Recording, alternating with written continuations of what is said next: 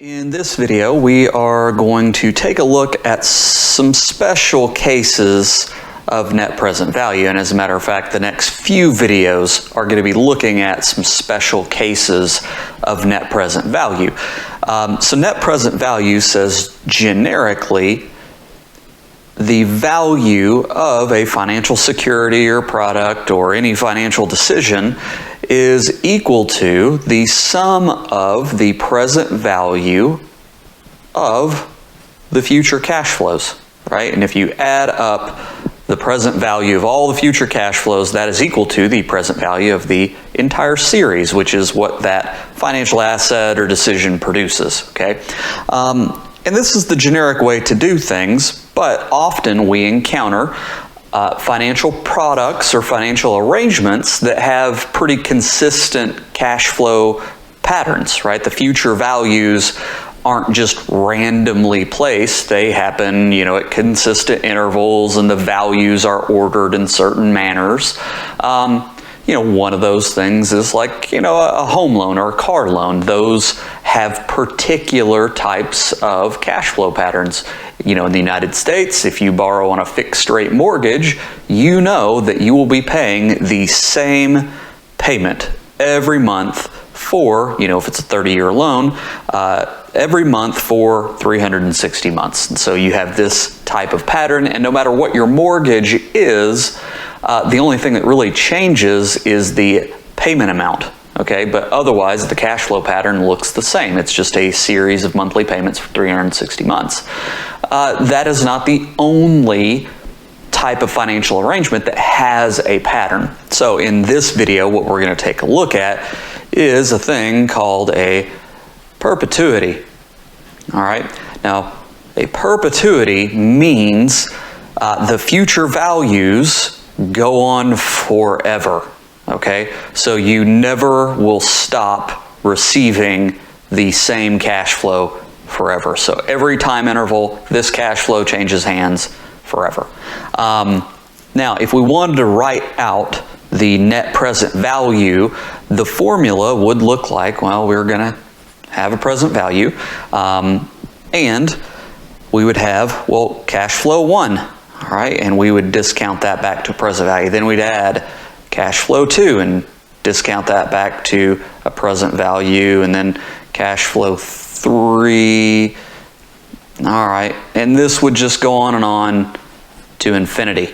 All right, and we would get this never-ending series of cash flows. Look, I don't think it's shocking to look at this and say, that seems like that's not going to work mathematically, because you can't just keep calculating things forever.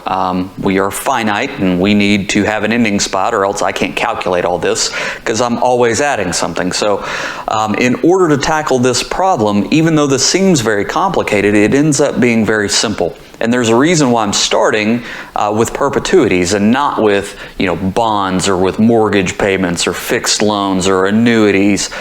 This is actually the starting point where you mathematically begin to understand other things that aren't perpetuities. So the first type of perpetuity that we are going to look at is a constant payment perpetuity. Right, constant cash flows, right, which I'm saying in a constant cash flow perpetuity, every cash flow is exactly the same nominal amount of money, and they just never stop. So this is constant perpetuity, non-growing perpetuity. This is the basic way that that's going to work. So all these cash flows would be the same dollar value.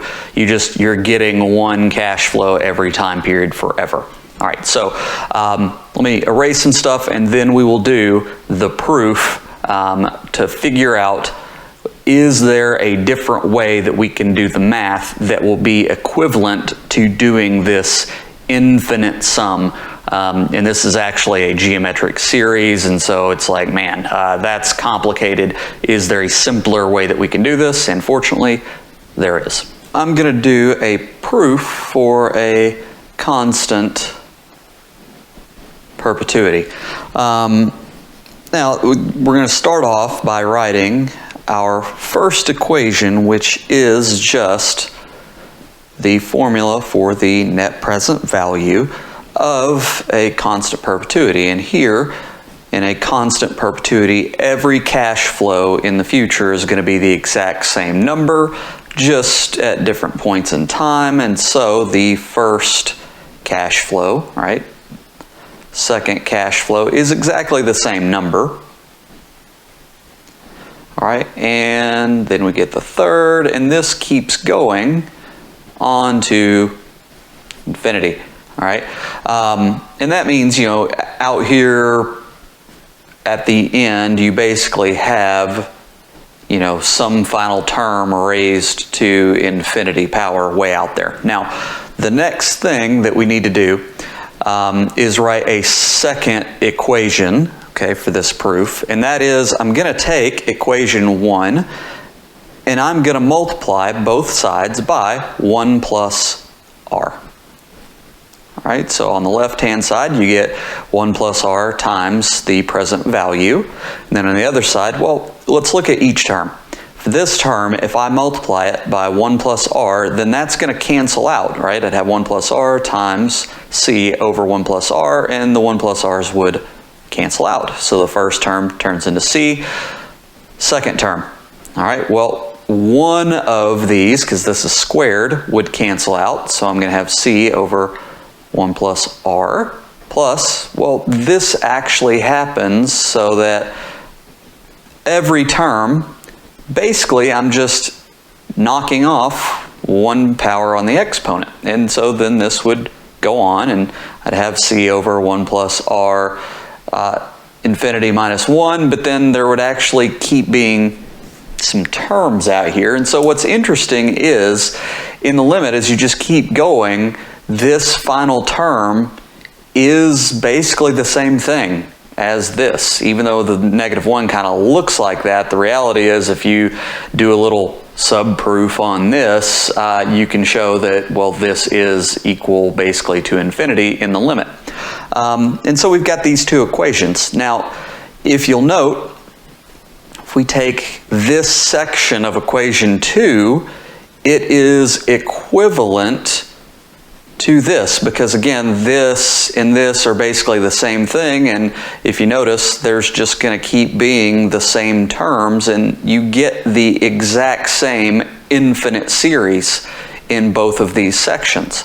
So then the next step is I'm going to take equation 1 and subtract it from equation 2. And so on the left-hand side, I'll get 1 plus r times the present value minus the present value from equation 1. And then on the right-hand side, this and this cancel out, and I'm left with just c, right? The value of the constant payment.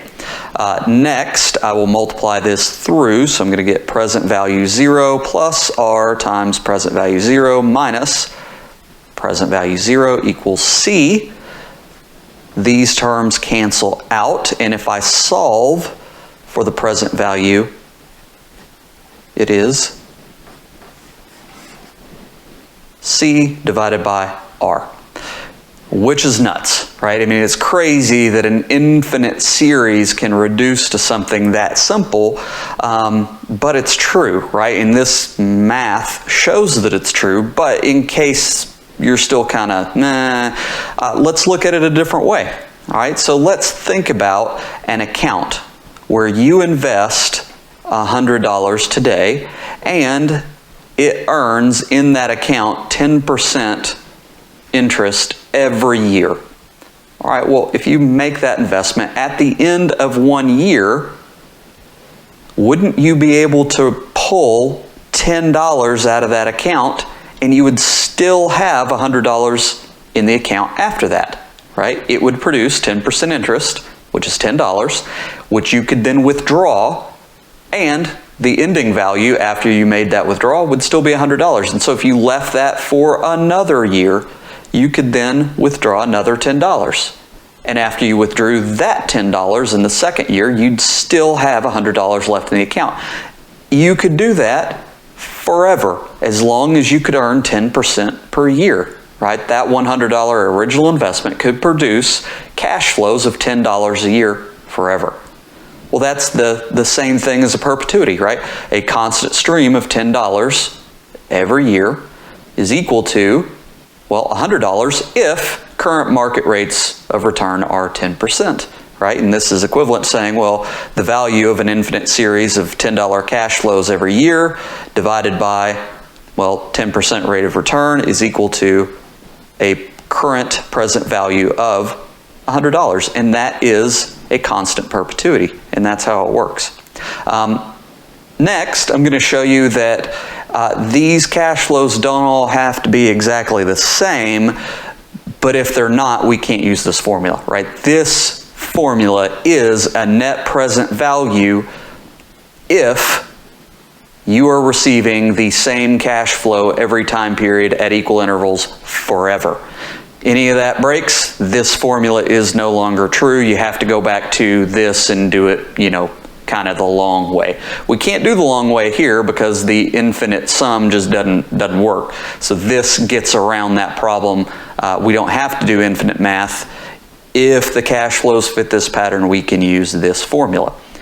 But let's look at a different perpetuity. I'm not going to do the full proof, but I'll just show you what that looks like. Okay, so the next type of perpetuity is a growing perpetuity, or what we would call a constant growth perpetuity. Now, in the original, the constant perpetuity, we got the same payment every time period. In this perpetuity, the cash flows do change from time period to time period, but what we're going to say is, well, the cash flow in a time period is equal to the previous time period's cash flow, and so this is just t minus 1 times 1 plus a growth rate. Okay, so from time period to time period, the cash flows do change. They get bigger, or more specifically, they change by a constant growth rate, right? And so a different way to write this is the cash flow in year 2 would be equal to the cash flow in year 1 times 1 plus some growth rate, right? Cash flow 2 will be a specific percentage larger than cash flow 1. Cash flow 3 will be the same percentage larger than cash flow 2, and on and on and on. So the long form of that would be, well, cash flow 1 over 1 plus R, all right, plus, well, cash flow 2 is equal to cash flow 1 times 1 plus G over 1 plus R squared. Cash flow 3 then would be equal to cash flow 1 times 1 plus G, which is cash flow 2, but then we'd have to multiply that times 1 plus G again, which means cash flow 3 is equal to cash flow 1 times 1 plus G squared. All right, and then we'd have that on and on and on, infinite series. Okay, so the cash flows do change every year or every time period, but they change in a very specific way. They have constant growth. G is a constant term.